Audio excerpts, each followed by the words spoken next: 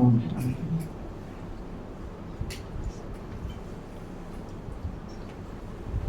अभी हम आदरणीय संदेशी दीदी जी से, रुक्मणी दीदी जी से प्यारी दादी के भोग के प्रति वतन का संदेश सुनेंगे।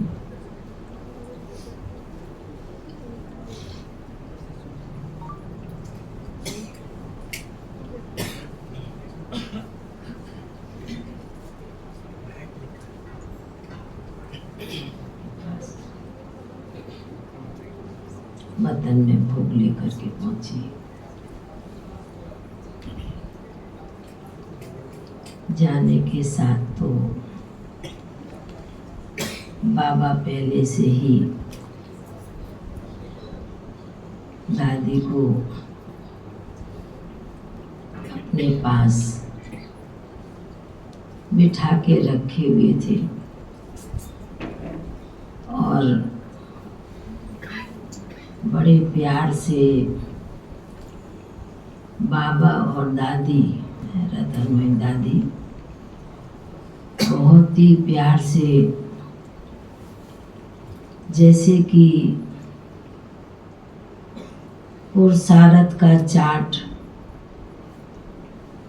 अवस्था का चार्ट बाबा चेक कर रहे थे और दादी भी बाजू में बैठकर बड़े प्यार से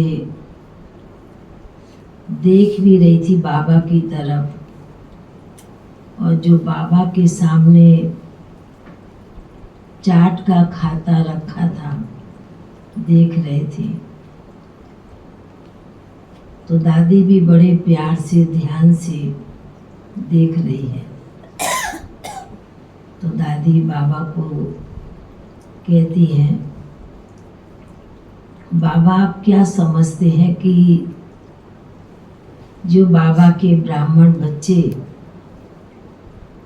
जितना आप पुरुषार्थ के लिए कहते हैं, जितना चार्ट लिखने के लिए कहते हैं, अवस्था जमाने के लिए कहते हैं, उतना बच्चे करते हैं, भाई बहनें करते हैं? दादी बाबा से पूछती है। तो बाबा कहने लगे कि बच्ची तुम्हारे सामने तो बाबा सब कुछ चेक कर रहे हैं। तो बाबा फिर कहने लगे दादी की तरफ देखते हुए कि इस बच्ची ने तो अपने जीवन काल में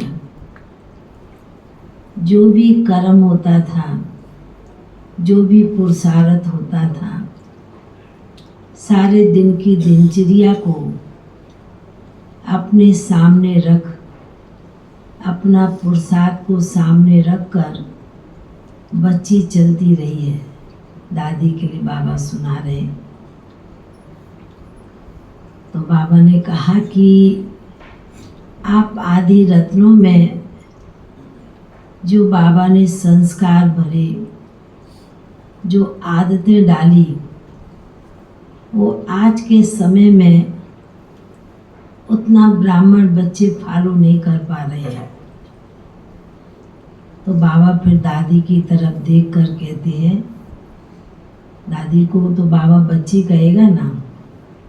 तो बाबा कहने लगे, बच्ची याद है शुरू में आदि काल में बाबा के घर में जितने बच्चे आए, दादियाँ कहें, भाई बहनें आए, बाबा ने सभी से ये पुरुषार्थ कराने के लिए इस मंत्र को, आदि मंत्र को, आत्मा के पाठ को पक्का कराते रहे। और आप बच्चियों ने, दादियों ने ये प्रैक्टिकल बाबा मम्मा के आगे करके दिखलाया। कभी कोई भूल चूक नहीं भी करता था तो भी बाबा मम्मा उसका हिसाब पूछते थे, समाचार लेते थे।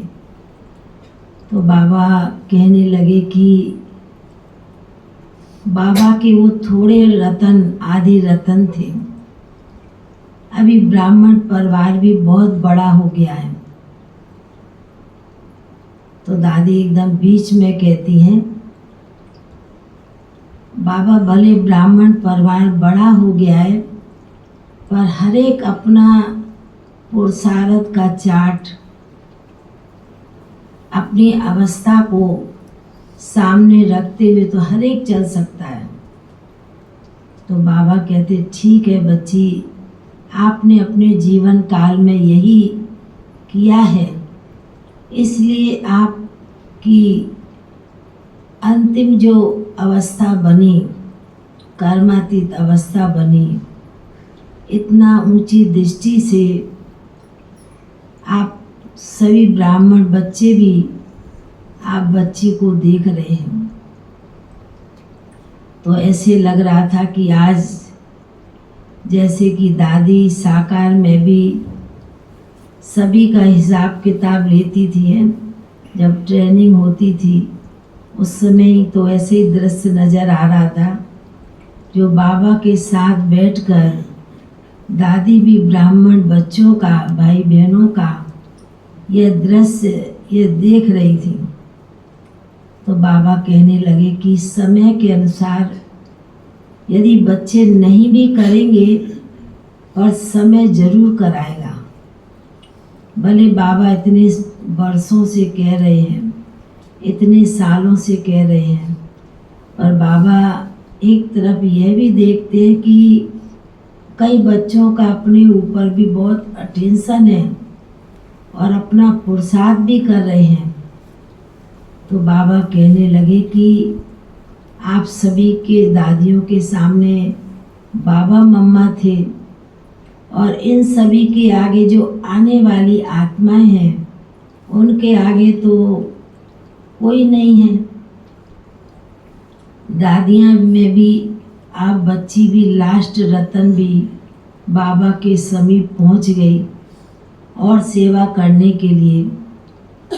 ऐसे जैसे बाबा और दादी की बड़ी सुंदर रूह रूहान चल रही थी, तो बाबा कहने लगे कि बाप तो यही बच्चों को शिक्षा देंगे कि समय को ध्यान में रखते हुए आप ब्राह्मण बच्चों को अपनी अवस्था, अपने पुरुषार्थ के ऊपर बहुत अटेंशन रखना है। जिस प्रकार इस दादी ने, इस बच्ची ने अपने जीवन काल में आदि से लेके अंत तक जो बाबा की ज्ञान मुरली है, योग है, बच्ची के जीवन में अंत तक ये कायम रहा।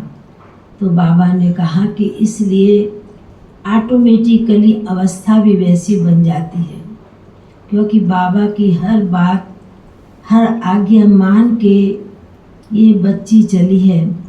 तो बाबा ने कहा कि इसलिए भले लास्ट में मोहिनी नाम है और आगे तो रतन है ना।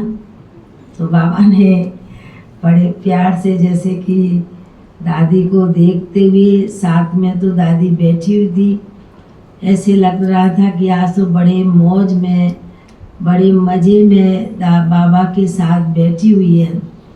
और जैसे कि बाबा के साथ बैठकर सभी का पुरुषार्थ चार्ट देखते हुए, और ऐसे लग रहा था कि दादी भी सभी को यही प्रेरणा दे रही थी कि अभी सभी भाई बहनों को जो बड़ों ने किया है वह करके दिखलाना है। फिर तो बाबा के आगे भोग की थाली रखी थी, तो भोग की थाली तो अभी विशेष वैरायटी प्रकार की होती है। तो बाबा भी खुश होते हैं और दादी भी खुश होती है। तो बाबा कहने लगे कि अच्छा है, बच्ची के निमित्त कम से कम बाबा के पास इतने वैरायटी प्रकार का भोग आता है। बाबा ने कहा कि अभी आप बच्चे भी स्वीकार करेंगे और सूक्ष्म में तो बाबा दादी को भी स्वीकार करा रहे हैं। तो बाबा ने बड़े प्यार से फिर दादी को भी, जैसे बाबा इमर्ज करते हैं वैसे बड़े प्यार से वो स्वीकार बाबा ने दादी को भोग स्वीकार कराया और बाबा ने खुद भी स्वीकार किया। फिर बाबा ने और दादी ने विशेष आप सभी भाई बहनों को लीला बहन की भी याद देते हैं, क्योंकि साथ अंग संग रहते हैं तो ऑटोमेटिकली याद भी खिंचती है। तो दादी भी याद दे रही थी और तारा बहन सेवा साथियों को भी बहुत प्यार से दादी भी याद प्यार दे रही थी। बोला सभी ने, मैंने तो मेहनत कुछ की नहीं, पर साथ में रहने वालों ने भी ज़रूर मेहनत की है। तो बाबा भी कहते हैं कि मेहनत का फल तो मीठा होता है ना। ऐसे कहते हुए फिर बाबा ने याद प्यार देते, बाबा का याद प्यार लेते, फिर हम नीचे पहुँच गए। ओम शांति।